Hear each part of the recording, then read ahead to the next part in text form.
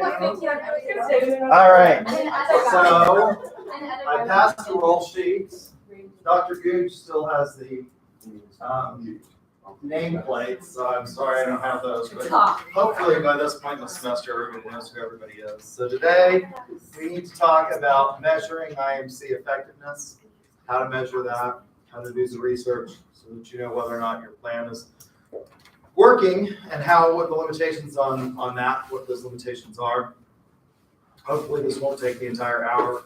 I know that's probably going to offend you since you just love listening to me drone on about IMC. And I know that you just enjoy my company so much that it's going to be very hard for you. But try not to cry. Again, if you feel cheated, you let me know and we'll stay after on Thursday or some other day when we talk about international or something else. Or I can just add chapters to the program or the exam on Thursday, and we can go from there. So, measuring why is it doing that? There we go. Okay. So your text tells you, and this is one of those areas where I completely disagree with the text of this part. It says there are good reasons for and against measuring IMC program effectiveness. I don't think that in this day and age in which you can track so much that there are really any reasons why even small businesses and even my business before I got a PhD in marketing, we tracked to the extent humanly possible the effectiveness of where we were doing our advertising. And so I don't really think there are good reasons against it. I think there are rationalizations why small businesses don't do it in many instances. I think there are very poor rationalizations if you're a big business and you can afford to measure it, although some just don't do it. But there are at least arguments against measuring IMC. I think those arguments are very, very weak, even among small businesses in this day and age, in which computing power is so overwhelmingly pervasive and everybody has access to it, and it's just not that hard to ask customers, where did you hear about us?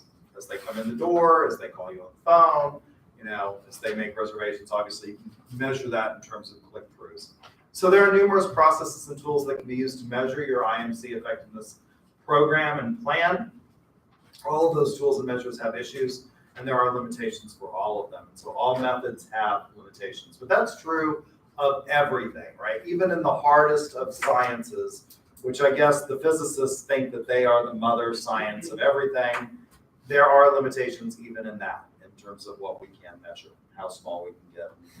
There are constantly refinements even in those fields where we think of as being, absolute hard science. So, arguments that we can for measuring your IMC plan. One is obviously to avoid costly mistakes. If you are advertising someplace and you're not getting anything for it, and I'll give you an example of this with UCO. The last dean of the College of Business that we had here was somewhat, in my opinion, an idiot. And I made no bones about that. And he put up these banners at the airport for our MBA program. And I sort of said, I saw the banners for the MBA program in the airport when I was taking students to competition.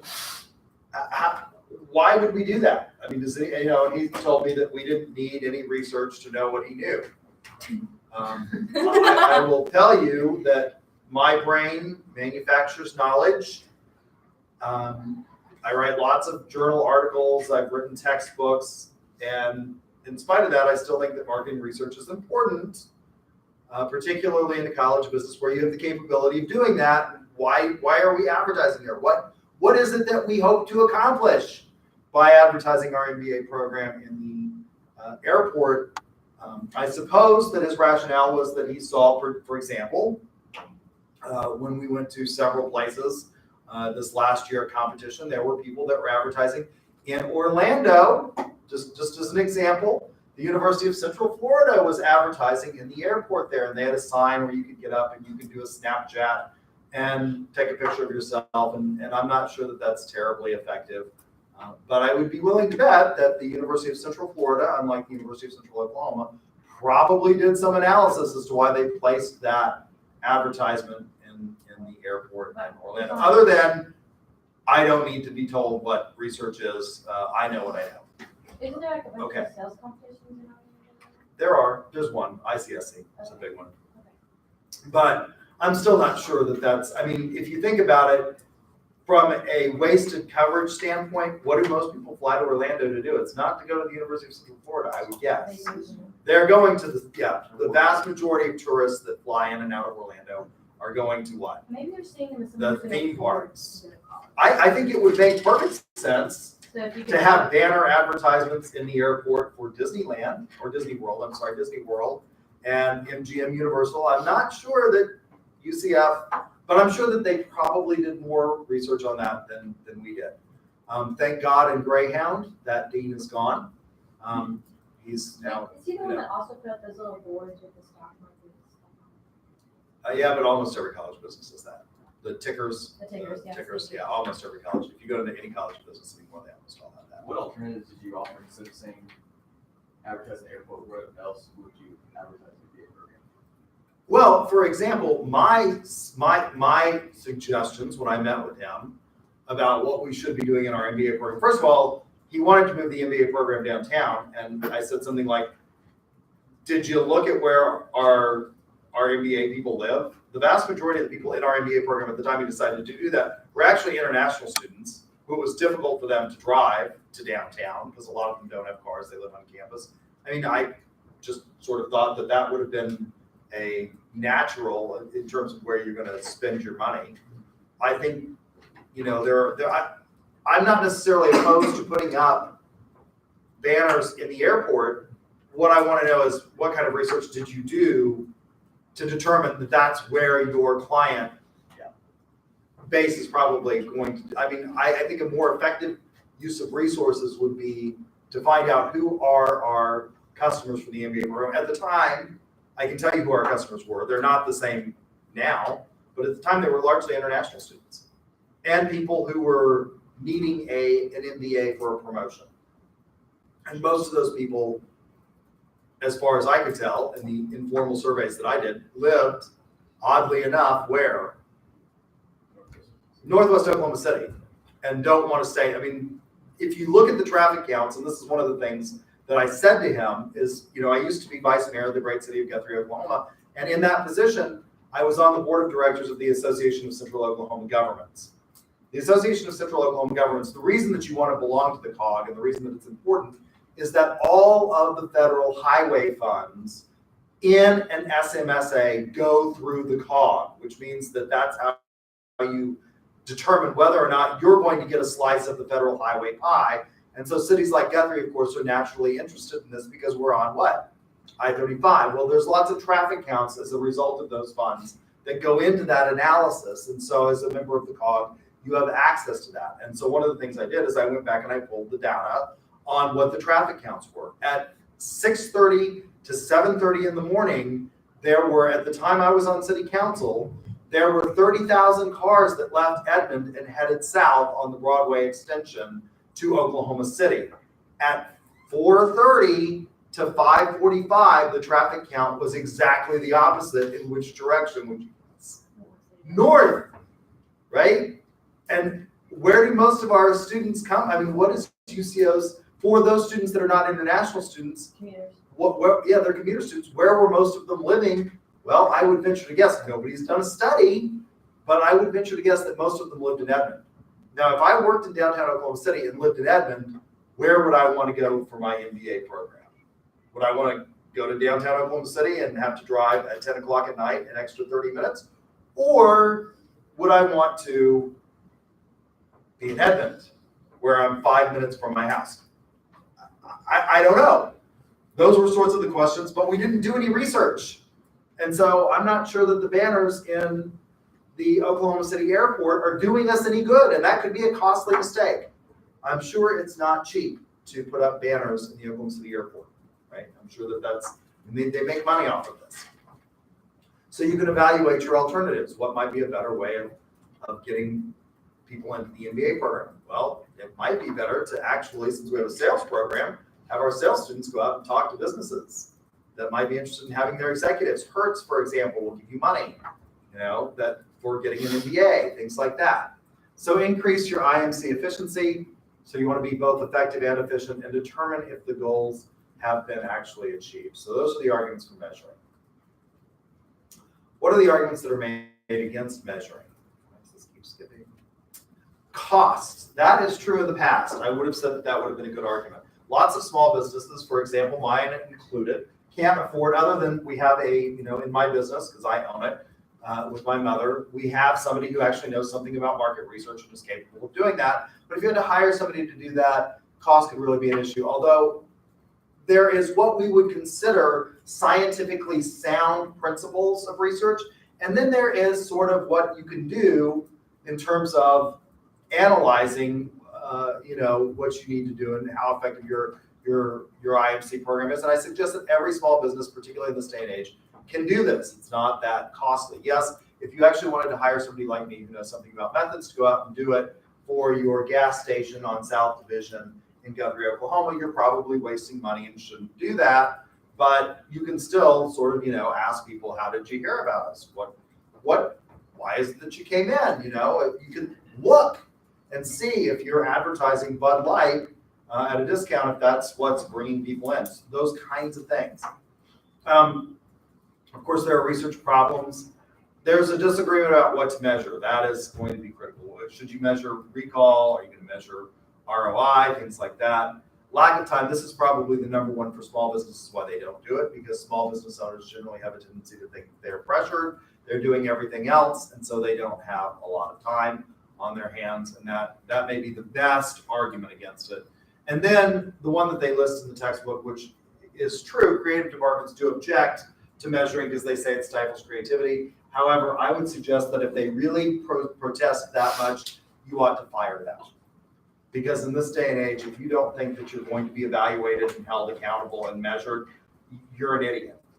And if you're that committed to, I've got to be a free spirit and, free and in a state of nature, well, then you need to, find another profession probably. You need to be an artist who starves on the street or something, I guess. Go to the land of hippy dippy and not the college business, right? So if you're the creative type, you need to probably justify in this day and age what it is that you're doing. So what to test? What can we test in terms of IMC? We can test source factors, the components of the message. Is it visually, aesthetically pleasing? Do people understand it? The media that we're using, and our budget decisions. Are we getting an effective ROI, return on our investment? When to test, pre-tests and post-tests. So pre-test obviously is done before you launch the campaign, and post-tests are done to evaluate whether or not your IMC program is effective, what you need to change. So what are the methods of testing? Pre-tests. A lot of these can be done in lab settings, although you can pre-test in non-lab settings. A lot of them are labs. So you can use consumer juries to look and see whether or not various aspects of the IMC program are understood, if they're clear. Portfolio tests. Physiological measures. These are becoming increasingly important. If you read a book called Biology by Martin Lindstrom, and I think I've mentioned this book before, they use a lot of fMRI technology to determine whether or not advertising is effective. And one of the things that we know is that people will say things on surveys that are not indicated necessarily by the brain activity in their mind. So for example, one of the examples that they use in biology is they looked at whether or not you would enjoy watching certain programs. And they showed advertisements for these programs, and people said that they didn't want to watch that. One of the ones that they tested, as I recall, was a show called Intervention, which at one point in time was the #1 rated show on, I believe, A&E. And overwhelmingly, people said that they didn't want to watch that. But when they put them in fMRI machines and they watched the brainwave activity, they showed that the pleasure part of the brain was actually what was activated as they were watching the ads for that show. Now, why is it that people would say, I don't want to watch intervention, but it actually ended up being, and it's still, I believe it's still, I know I may be wrong on this. Does anybody know, is intervention still on? I think it still is. Maybe like 4 a.m. or something. 4 a.m. It's still on, so you know that it's still, You know, you're like up late. Yeah, there's still new Oh, yeah, episodes. there are still new episodes of intervention. Yeah. Why do you think that's popular? You feel better about yourself. Absolutely. You're like, I'm not a meth head. I think that is absolutely one of the I think one of the reasons that shows like that are very successful is because people can sit there and say, I mean, as bad as I am, as messy as my house is, Hoarders is another one. People said that they didn't want to watch Hoarders, and yet it's one of the most popular shows. Why is that? As dirty as your house is, probably you're not a hoarder. Huh? Same with moonshiners. I don't know Yeah. how that show's still on. I think it allows people to feel better about themselves. So these physiological measures show that people said that they didn't want to watch these shows, but in fact, they were popular, and shows that they said that they would watch, turns out they didn't get a lot of enjoyment as they watched them. I think, and I may have this wrong, so I read biology probably 10 years ago. One of the ones that people said that they would watch was a beauty contest called The Swan. And people actually it didn't end up being very popular at all. And actually, I thought it was one that was sort of interesting to me. I don't know if any of you remember The Swan. I thought the reason I was interested in it was because I teach ethics and I teach ethics and marketing, and I thought it was an extremely unethical show, and I couldn't believe they got doctors. Anybody remember The Swan? What is it? So it was an extreme makeover show. It was not just about taking you, so we've all watched The Biggest Loser and things like that, right? This was one where they actually did massive plastic surgery on these people, and then they had a beauty contest. So we're talking about rhinoplasty, implants, all kinds of things. And I thought, wow. And it actually, the show didn't last very long, as I recall. I don't think it's. Yeah, it's a really healthy body image right there. Yeah, and it didn't. But people did say that they would watch that, and they said that they wouldn't watch intervention, as I recall. So there are all these physiological measures that we can do. Dummy advertising vehicles, on-air tests, readability tests to see if there's comprehension, and reaction tests, and then online theater testing. The advantages of lab testing are, of course, that you can control variables. The disadvantages are that people might scrutinize it more so than they would actually in a natural environment setting. So post-tests, these are recall, association measures, single source systems, inquiry tests, recognition tests, and tracking studies. How many of you have had somebody call and ask you to, or have you participated in sort of these kinds of research projects? I got a call the other day that was asking me if I recalled. It was about the oil and gas industry, seeing ads for Shell, Chevron, ExxonMobil, things like that. YouTube does a lot of that. So where to test? Lab tests, obviously, you have control of variables, but you may induce test bias. What is test bias as a result of in the lab tests that you're controlling? Well, people might actually scrutinize an ad more than they would in their natural environment. So you can induce bias that way. In the natural field, you can see natural viewing conditions. What's bad about that? Well, it can be difficult to do.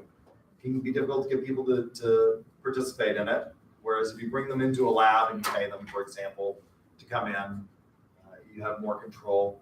But you can lose control in the field, but it does give you a better idea of what people are actually doing in terms of getting up and making things, whether or not they're recalling stuff.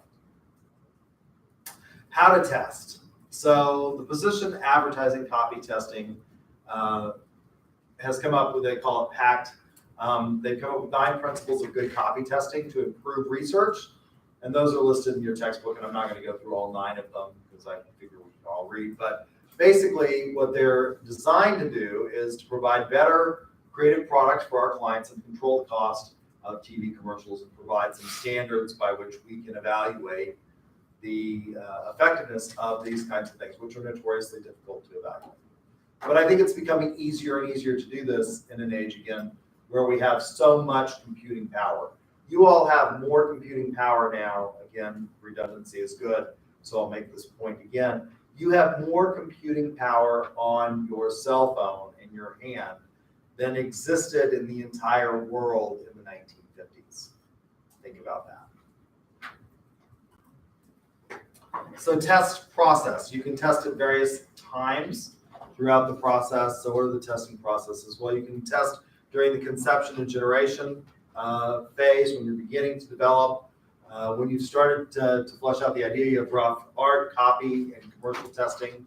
Then you've got finished art or commercial pre-testing, and then market testing and ads or commercials once they're released. So concept testing is early research, and the objective is to explore responses to concepts. And the methods used usually are focus groups, direct questioning, and surveys. Focus groups are popular. One of the things that your text says that's just a priori wrong is that one of the problems with focus groups is you cannot quantify the results. That's just wrong. You can code. There are all kinds of ways of coding, and qualitative researchers do this all the time. And what's just the easiest way in a focus group to quantify something? So you start fleshing out an idea you talk about, and you can just quantify what? Let's suppose you had a focus group of 6 or 7 or 8 people. What can you quantify in that 6 or 7 or 8 people? So you throw out an idea. We are thinking about developing an advertisement for Budweiser that involves the Budweiser Clydesdales. Well, what can you quantify in a focus group? Could you create like a liquid scale? Sure, you could. Or you can just measure the number of people who say, that's great, I love the Budweiser Clyde. I mean, can't you? I mean, you can record positive or negative, or you can record the people who say, horses are stupid. Why would you want to do that? Right? I mean, you can quantify, like, one is a good response, one is a bad response, right? I mean, you can sort of so I don't know why the authors say that.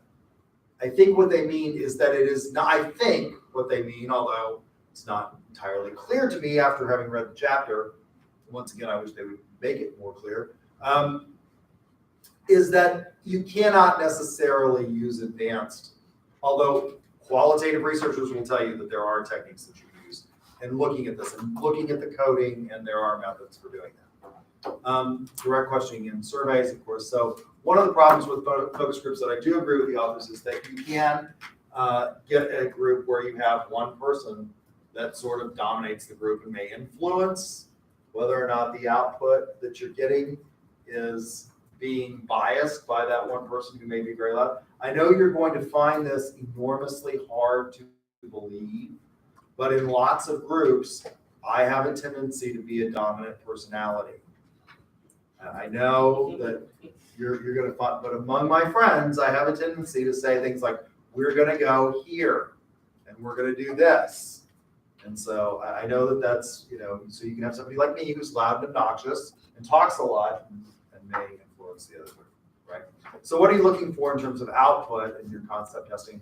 You're looking for qualitative data and quantitative data comparing alternative concepts, whether or not we should even proceed with sort of the concept. Should we have another Budweiser Clydesdale ad? Apparently Budweiser has decided what? The last few Super Bowls, have they included the Clydesdales in their ad? Nope. They've decided that maybe we're not going to use, InBev has decided maybe we're not going to use the Clydesdales. They'll probably go back to it, but they came up with this idea. What was one of the ones that they used for a long time? The frogs. Anybody remember the Budweiser frogs? And the frogs have come and gone. So Probably going over like the nostalgic. yeah. Years, bring it back. So the rough art copy and commercial testing, your objective is to assess the reaction to ensure that it's not offensive. Now, of course, this can change over time. What we think of change over time. I'll give you an example of that I saw over the holiday weekend. There were all of these ads. Which NFL teams played on Thanksgiving Day? Cowboys and Indians. The Cowboys and the Indians, and there were all of these reactions in the news media to how offensive that was, right? I thought the Cowboys tried one on Thanksgiving. They do, but it was particularly offensive to a lot of Native American groups because a lot of Native American groups have called on the Washington Redskins to change their name, and all sorts of sports teams have changed their name. I graduated from law school from Oklahoma City University. What did Oklahoma City University's mascot used to be? It was not when I was in law school there, but it was before that period of time. The mascot for the Oklahoma City University athletic department is now the Stars, because there's the Gold Star building on campus, and so they call them the Oklahoma City Stars. But what was the previous mascot for Oklahoma City University? It was a chief. It was a chief. It was a stereotypical what? Native American in full headdress, and they decided that was offensive, and they changed it. And so, there were a lot, and on CNN they had this whole editorial about they wouldn't even name the team. They just said how offensive it was that the Dallas Cowboys were playing a Native American pejoratively depicted team. Now, my question would be, what's the difference between, so lots of universities used to be the Chiefs and they have changed their mascots. The one that hasn't has been Florida State, which is still the what? Why is that okay? Yeah. Because the Seminole tribe endorses the crap. The Seminole tribe actually endorses the use of that mascot and so I guess they've decided that's not offensive, but the Washington Redskins. And why is it particularly offensive? Why were they? So if you're having all these advertisements of the Cowboys versus the Indians, you might find that people have a negative reaction. Why do they find that offensive given on Thanksgiving? Because of the whole Thanksgiving happened. Yeah, Native Americans generally view Thanksgiving quite differently than what we've been taught in the history books, which is what?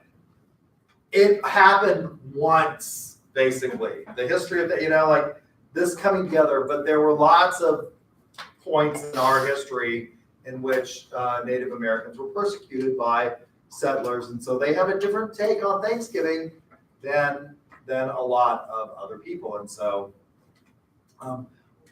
to assess a reaction, to make sure it's not offensive, to make sure that it's well received, that can change. I would tell you that if you were asking in the 1970s about the Dallas Cowboys playing the Washington Redskins, nobody would have thought much about that in the 1970s when I was growing up. They think about it now. So the methods usually use consumer juries that are representative of the target market to assess the probable success of your production. What shifted that thinking? Was it 9/11? It seems like ever since then, it was like everybody people started looking at things differently. I don't know. I watched an award ceremony one time. It was on this documentary, and it was for the Grammys in the 1970s, and they actually had a Cherokee woman in full dress up stuff, and she went on there and said some stuff about a Western that just come out, that they didn't even hire any real Native Americans, they only hired white people to play Native Americans, and so she went up there and said this big long speech about it. And I think it's been an evolution in terms of our understanding. If you look at some of the iconic brands, for example, if you go back and you look at Uncle Ben's and the advertisement that was used in the 1950s, Aunt Jemima, by the way, the original person who portrayed Aunt Jemima recently died.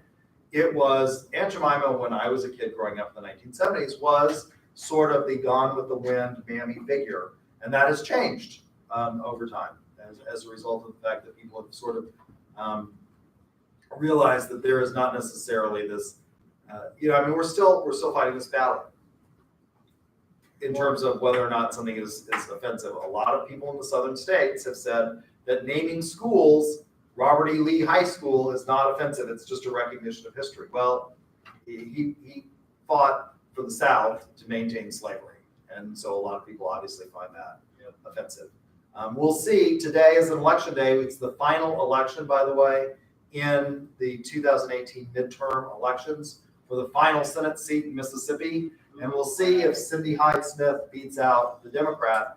Not only did she say racist things, she said she would get the front row of a lynching Yes. if she were invited by certain people. It turns out that Senator Hyde-Smith actually went to a racially segregated high school that her family sent her to. It was a Christian school that promulgated segregation, and she sent her children to it. It's no longer in existence. Yes. Do you think, I mean, obviously those are things to be offended about. Do you think it's ever a little bit much and that we're painting stuff into pictures that might not necessarily be? You're talking about like Revisionist history? No, not even that. Just like that people get offended so easily at stuff that you're just like, it's like not that big a deal. Like, do you think that it's too soft sometimes? I generally think that history, I don't believe in sugarcoating history, and I don't believe in revisionist history. But I certainly don't think that it is being hypersensitive to remove Confederate statues from parks in the South. They were not historically there. They were put up in the 1950s and the 1960s during the Jim Crow. They were not there. Like they put them up in the 1950s and the 60s to remind people of where their place was in society. And so, do I think that we take political correctness to an extreme? I suppose, yes, in certain instances, I would say that we do. For example, I have had students, and I was criticized by one of my colleagues because I made some non-politically correct statements in an ethics course to illustrate what some points that I was making with regard to marketing advertising. And one of my non-marketing colleagues who had a degree, she was a business communication, wrote in my evaluation that she couldn't understand, and she thought that I was out of line. And it's like, well, that's called academic freedom. And should we start censoring everything that an academic, should I be censored because I was critical of the last, for example, in this class period right now, the last dean, who I thought was somewhat of an idiot. That's a kind way of putting my opinion. We did get nice TVs. Yeah. Fox News. I've called them less flattering things. So anyway, output, you measure the overall reaction to each ad and ranking order of ads based on the viewer's perception at this point. All right, come on, move along. Finished art commercial pre-testing. Your objective is to understand the performance of individual ad execution elements. Usually these are done with interviews on the telephone, internet. You can also use physiological ad response modeling, facial EMG, and this is eye tracking. It's become popular to see what kinds and what elements of the ads people are actually watching. And it's not that difficult to do anymore. Again, in an age of advanced computer technology where we can really watch and we can really map and see what people are thinking, it's not all that difficult. So what you want to do for your output here is to look at sales validated methods of messaging, and performance optimization of your ad. Market testing of print ads. There are a number of ways that you can do this through inquiry tests, recognition methods, recall. For broadcast commercials, they do a lot of day after recall testing. Persuasive measures, evaluating the persuasive effectiveness of ads. Looking at how well it's understood and how well the proposition is communicated in diagnostics. Comprehensive measures, look at different measures, a numerous number of measures in one program to evaluate. Launching the ad in test markets to see whether or not it's effective. And then there's single source tracking. Single source tracking can be expensive. Again, though, the ability to analyze this stuff and the methods are, with computer power, increasingly becoming more and more widely available, even to mid-sized firms.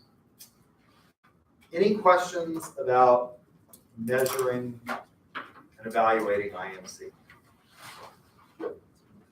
It's all crystal clear.